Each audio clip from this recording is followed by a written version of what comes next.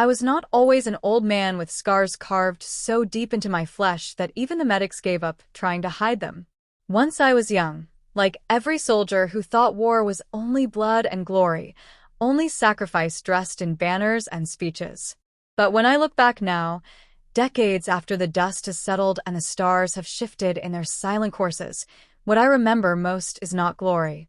What I remember is how wrong the galaxy was about humanity, how little they understood what would come once they invited us into their wars, and how I, a nameless recruit, lived long enough to see them tremble when the truth unfolded. They thought they had seen everything war could produce. They had not seen us. They had not seen men and women who bled and refused to lie down. They had not seen how stubborn we were when everything around us demanded surrender. Before we came among them, the galaxy lived by patterns older than our first fires. Their empires were ancient, their wars measured and rehearsed. Conflicts burned bright but predictable, like storms on a schedule. Armies clashed in ways dictated by treaties, rules, expectations of strength. The strong species fought with the arrogance of superiority, and the weaker obeyed, knowing there was always a balance that prevented true destruction. They fought as if war itself was a ceremony. They understood casualties, but not desperation. They understood tactics, but not improvisation. They thought endurance meant centuries of planning, not a single night, holding on with bloody hands until dawn. They thought fear was a weapon.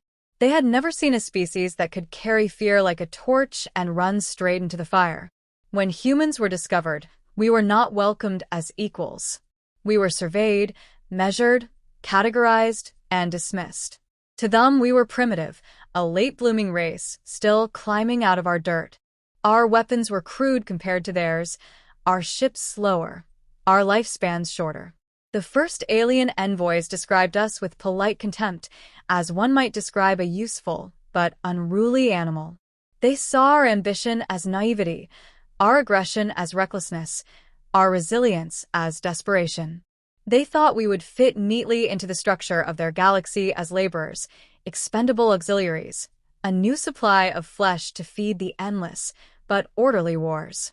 And humanity, hungry for stars and desperate to prove itself, agreed to serve. That is where I began, a boy in uniform shipped off to fight in a war that was not ours. The first time I stood in a foreign trench, the sky above lit by weapons that could tear continents, I realized what we had walked into. We were not soldiers to them, we were tools. We were thrown into the most hopeless positions, used to absorb enemy fire, while the true soldiers of the galaxy maneuvered safely behind us. The aliens had centuries of doctrine and strategy, but none of it accounted for the lives of humans. To them, losing a human battalion meant nothing. We were plentiful, replaceable, a tide of expendable bodies. They told us this openly. I remember a commander, scaled and towering, explaining with detached calm that our role was to draw the enemy's focus, to bleed so others would not have to. He did not say it with malice. To him, it was simple arithmetic. What he could not understand was that we listened, we understood, and we went anyway. That first battle carved itself into my mind so deep I can still smell the air when I close my eyes. They placed us on the front, told us to hold against an enemy advance twice our number, equipped us with weapons older than the ones their own soldiers carried. They expected us to break in minutes. And maybe we should have. But we didn't. We held, with blood soaking the dirt, with bodies piling so high they became cover. My squad, boys from cities and villages scattered across Earth, men and women who had never left our solar system before, fought until ammunition was gone, and then fought with knives and fists. We should have died. Many did. But those who lived did not retreat. When reinforcements arrived, they did not find a shattered line. They found us still there, ragged, broken, but alive, and more importantly, unyielding. That was the first time I saw confusion in alien eyes. Not respect yet, just confusion, as if the universe had shown them a contradiction they could not solve. They thought it was luck. They thought perhaps humans, cornered like animals, had fought harder in that single instance. But battle after battle, the pattern repeated. Where others crumbled, we endured. Where others followed doctrine, we adapted. When given poor weapons, we modified them. When thrown into hopeless positions, we found ways to make them traps. I remember a moment when our unit was abandoned, cut off behind enemy lines. Command had already written us off as lost. Instead of surrendering or dying quietly, we dismantled enemy machines for parts, turned wreckage into makeshift artillery, and harassed their supply lines for weeks until they withdrew. When word reached our commanders, their first reaction was disbelief. Their second was unease. They had not taught us these things. We had taught ourselves. And they realized, slowly and too late, that we were not the kind of soldiers they could control. For me, the war was not just about proving them wrong. It was about survival, about holding on to the faces of comrades who vanished one by one. I was 19 when I enlisted. By the time I was 23, I had buried more friends than I could count. They died screaming, they died silent, they died with curses or with prayers, but what haunted the galaxy was not their deaths. It was the way we kept fighting after. I saw a woman with half her body burned still pulling a trigger until her weapon fused into slag. I saw men carry ammunition on broken legs, refusing to stop because stopping meant death for the rest. I saw an entire platoon charge into enemy fire not because they thought they would win, but because someone had to buy the rest of us another 5 minutes. This was what the galaxy did not understand. We did not fight to live forever. We fought because we refused to let go while breath still filled our lungs. There was a day when I watched an alien general try to comprehend us. He visited our unit after a campaign in which we had held ground no one believed could be held. He walked through the mud, staring at the wounded who still polished their weapons, at the dead lined carefully by their comrades, at the hollow-eyed survivors who laughed bitterly as they smoked rationed tobacco. He asked me, through a translator, why we had not broken, why we had not fled. I told him the truth. Because behind us were others. Because if we did not hold, someone else would die in our place. He looked at me as if I had spoken madness. In his world, soldiers fought for orders, for protocol, for empire. He could not understand fighting for each other, fighting because no one else would. He left without a word, but I saw it in his eyes. Fear. The first crack in their certainty. We were betrayed, more than once. They sent us on suicide missions and left us there, promising reinforcements that never came. They treated our deaths as statistics, our survival as anomalies. But every betrayal only hardened us. Every abandonment taught us another way to endure. We learned to fight with what we had, to make weapons out of nothing, to use fear as fuel. They thought the first campaigns were chance. They said humanity's survival in impossible battles was luck, a quirk of circumstance, a statistical anomaly that could not last. But as years stretched and battlefields piled with the bones of the fallen, the truth became undeniable. What they had mistaken for luck was a pattern, and what they had dismissed as desperation was strategy. The galaxy had built its wars on ritual, on doctrines calcified through centuries of repetition. We had none of that weight. What we had was necessity, and necessity teaches faster than tradition ever can. I remember the first time I saw a human-made adjustment spread like wildfire through units. The weapons we were given were outdated, prone to overheating, useless in prolonged firefights. An engineer in our ranks figured out how to rewire the cooling systems with scavenged tubing from alien machines. Within weeks, every human platoon had modified their rifles, and suddenly, the very tools meant to limit us became deadlier in our hands than the newest models carried by alien elites. They noticed, but they could not stop it. Humans broke rules of maintenance, broke rules of combat, broke every assumption about how soldiers should behave. And instead of collapsing into chaos, we thrived. The first turning point came when they sent us to hold a ridgeline against an enemy force that outnumbered us 10-1. The aliens who commanded us gave orders in the same calm, ceremonial manner they always did, expecting us to buy them time with our deaths. We did more than that.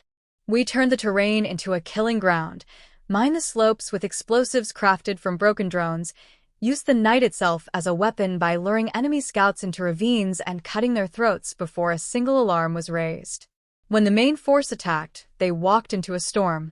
What should have been a massacre became a slaughter in reverse.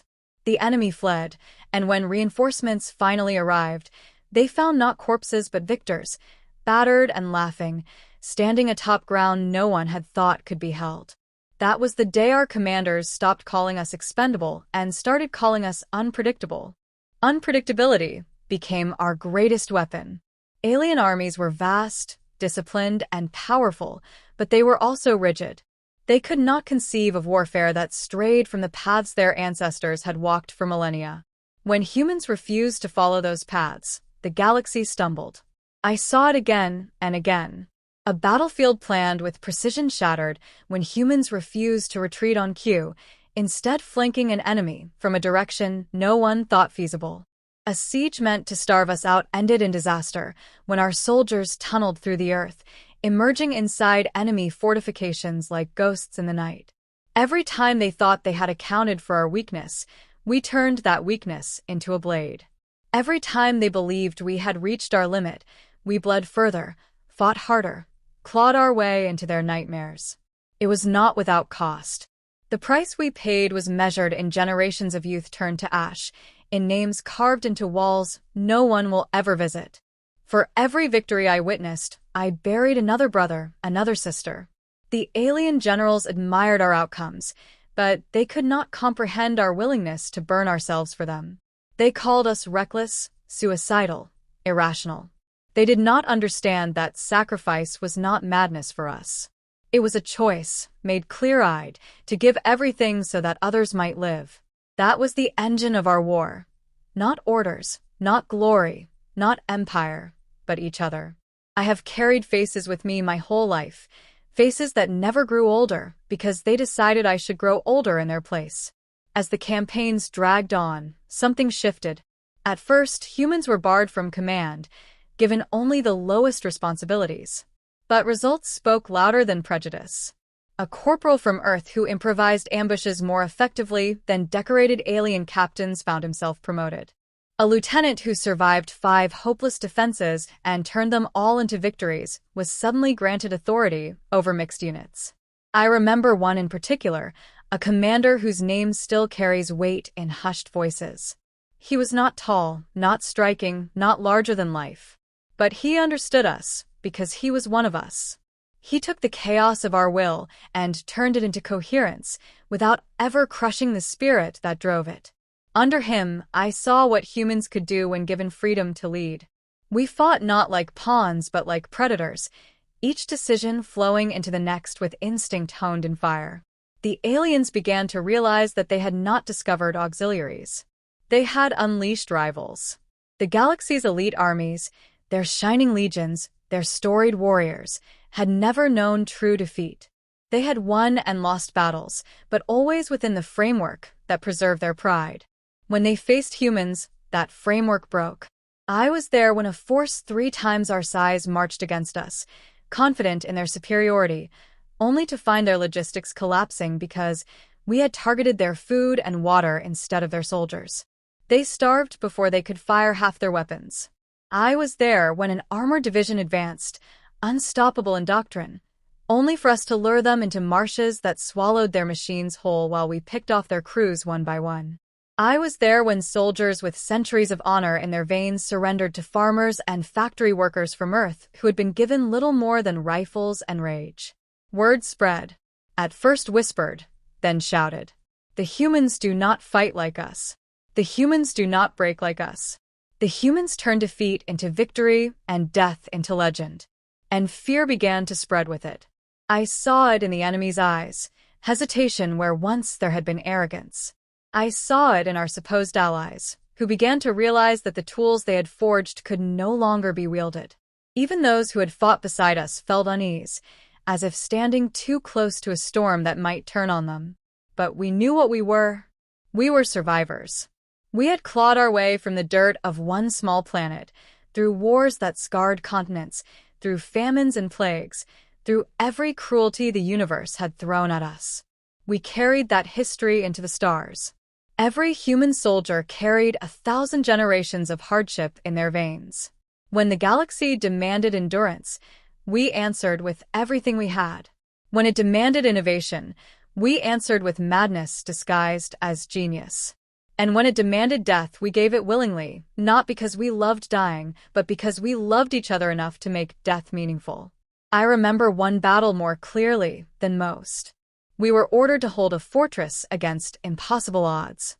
The aliens believed we would last a day at most, two if fortune smiled. Instead, we lasted weeks. We turned every hallway into a trap, every chamber into a slaughterhouse. We rationed food until hunger became another weapon because even starving, we fought.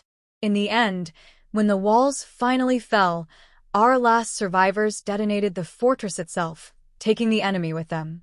The galaxy called it madness. We called it duty. And in the ruins, the legend grew. The more we fought, the more the galaxy shifted around us. Once, our allies saw us as tools. Now, they began to see us as equals, though their respect was laced with fear. Once, our enemies saw us as weak. Now, they whispered our name like a curse. They began to adapt, trying to